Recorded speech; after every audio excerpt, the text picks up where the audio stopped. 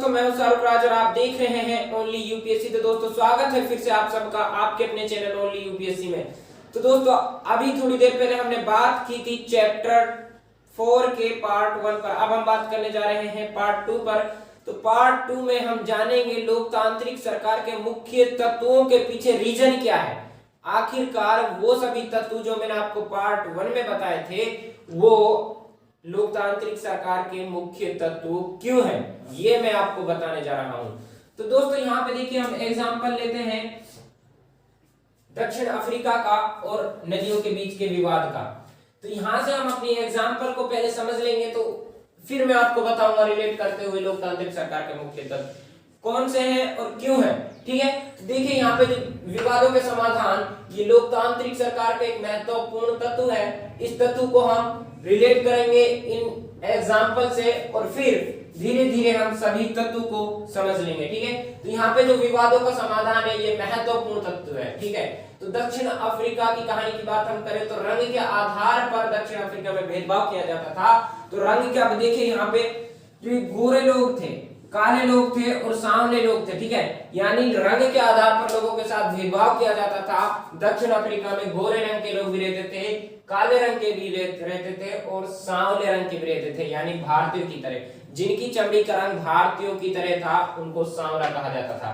अब दोस्तों, जो गोरे लोग थे और जो काले लोग थे, इनकी चमड़ी के आधार पर यानी रंग के आधार पर इनके साथ क्या होता था, भेदभाव होता था काले लोगों के साथ। ठीक है, तो ये जो काले लोग थे, आप यहाँ पे देखिए अस्पताल के उदाहरण हम ले लेते हैं।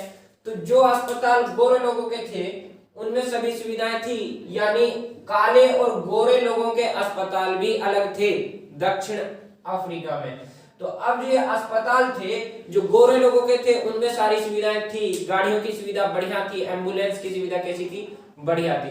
लेकिन जो काले लोगों के जो अस्पताल थे उनमें सुविधाएं खास नहीं थी, डॉक्टर भी कुछ खास नहीं थे। ठीक है, गाड़ियों की सुविधा भी कुछ खास नहीं थी। इनके साथ भेदभाव हो रहा था और इनके जो अस्पताल थे वो उनमें सुविधाएं नहीं थी, इनकी गाड़ियों में सुविधाएं नहीं थी, लेकिन गोरे लोगों की गाड़ियों में सुविधाएं थी। वोट देने का अधिकार था गोरे लोगों को, लेकिन काले लोगों को वोट देने का अधिकार नहीं था।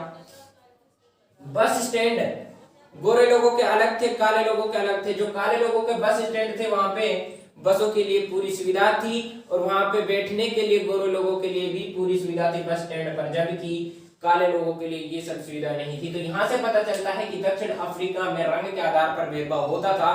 और इस भेदभाव के बारे में जब हम बात करें तो जब ये भेदभाव चलता रहा तो ये दक्षिण अफ्रीका को बना देता है एक लोकतांत्रिक देश। लोकतांत्रिक देश कैसे बनाता है, देखिए जब इस तरह की भेदभावों का सामना कर रहे थे काले लोग, तो इनमें से एक काले रंग का हेक्टर पीटरसन नामक व्यक्ति उभर कर आता है। हेक्टर पीटरसन नामक एक युवा उभर कर आता है और वह देश की सरकार के खिलाफ आवाज उठाता है, भेदभाव के खिलाफ आवाज उठाता है, भेदभाव को मिटाने के लिए दिन प्रतिदिन संघर्ष करता रहा। और भेदभाव को मिटाने के लिए हेक्टर पीटरसन ने बहुत कोशिशें की, बहुत योगदान दिया। तो हेक्टर पीटरसन, अब यहाँ पे देखिए जो हेक्टर पीटरसन हरकी यानी काले लोगों की जो भाषा थी वो थी जुलू।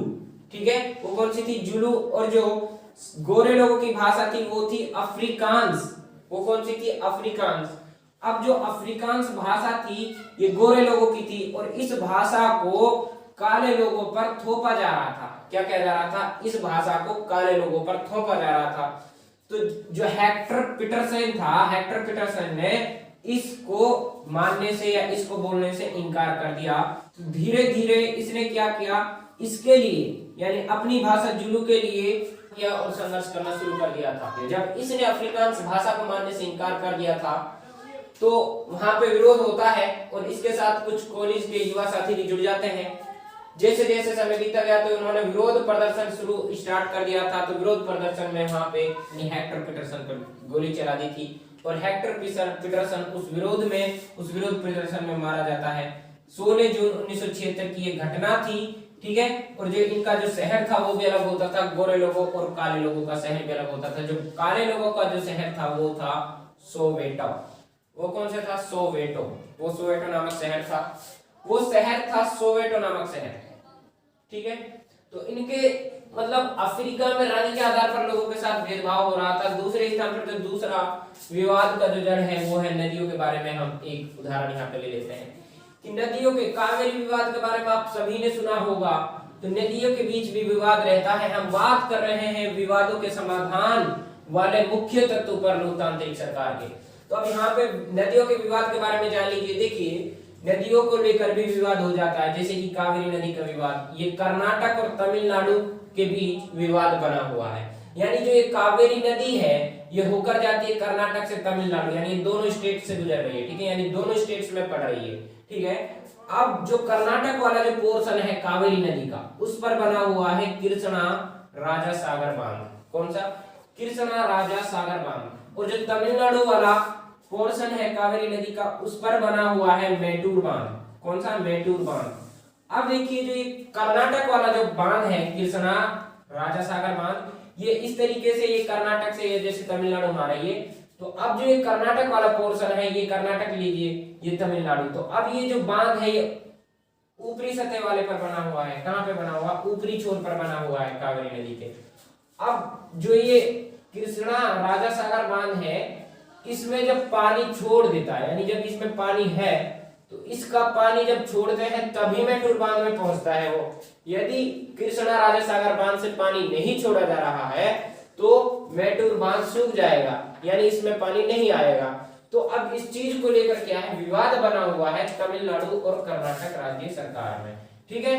तो ऊपरी छोर पर हो गया कृष्णा राजा सागर बांध, निचले छोर पर है मेटूर बांध। तो निचले छोर पर होने की वजह से इसमें पानी नहीं आता है जब तक कर्नाटक का कृष्णा राजा सागर बांध पानी नहीं छोड़ देता है।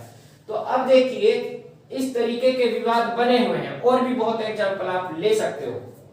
ये मैंने आपको एग्जाम्पल बताया था। अब यहाँ पे लोकतांत्रिक सरकार के मुख्य तत्वों की हम बात करें। देखिए यहाँ पे जब ये आया 16 जून 1976 की ये घटना घटी दक्षिण अफ्रीका में, ठीक है।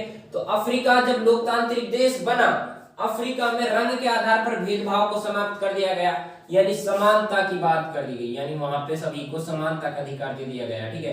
तो ये जो समानता है ये भी एक लोकतांत्रिक सरकार का मुख्य तत्व है। अब दूसरी बात, यहाँ पे जो रंग के आधार पर लोगों के साथ भेदभाव किया जा रहा था, अस्पतालों में उनके लिए पूरी सुविधा नहीं थी, गाड़ियों में उनके लिए पूरी सुविधाएं नहीं थी, वोट का अधिकार उनके पास नहीं था। तो ये सब अधिकार दिए, मान लीजिए उनको न्याय दिया गया। क्या किया गया? न्याय भी उनको दिया गया। तो ये न्याय भी लोकतांत्रिक सरकार का एक महत्वपूर्ण तत्व है। चौथी बात, ये भेदभाव पैदा होते कहां से है, ये विवाद पैदा होते कहां से है, ठीक है। तो विवाद पैदा होने के बारे में मैंने आपको बताया है, भेदभाव के कारण होता है, असमानता के कारण होता है, ठीक है, रूढ़िबद्ध धारणाओं के कारण होता है, विविधता के कारण होता है, पूर्वाग्रह के कारण होता है। तो इन सभी के कारण क्या हो रहा है? विवाद पैदा हो रहा है, ठीक है। तो इस विवाद की वजह से, विविधता की वजह से लोगों को सामना करना पड़ता है भेदभाव का। दोस्तों ये सब क्या है? विवादों का समाधान ये क्या है? ये लोकतांत्रिक सरकार का मुख्य तत्व है। समानता लोकतांत्रिक सरकार का मुख्य तत्व है। न्याय लोकतांत्रिक सरकार का मुख्य तत्व है। सरकार का जनता के प्रति जवाबदेह होना लोकतांत्रिक सरकार का मुख्य तत्व है। तो ये ही सभी तत्व हैं लोकतांत्रिक सरकार के। तो दोस्तों अब आप समझ गए हैं कि लोकतांत्रिक सरकार के मुख्य तत्व क्यों हैं और कौन से हैं, और विवादों का समाधान के बारे में आप समझ गए हैं। तो दोस्तों आशा करता हूं कि आप सबको बढ़िया तरीके से समझ में आ गया होगा। तो दोस्तों यदि आप हमारे चैनल पर न्यू हैं तो हमारे चैनल को सब्सक्राइब कीजिए और बेल आइकन को जरूर हिट कीजिए और कमेंट करना नहीं भूलिएगा। दोस्तों मिलते हैं एक न्यू वीडियो में न्यू टॉपिक के साथ। तब तक के लिए थैंक यू सो मच।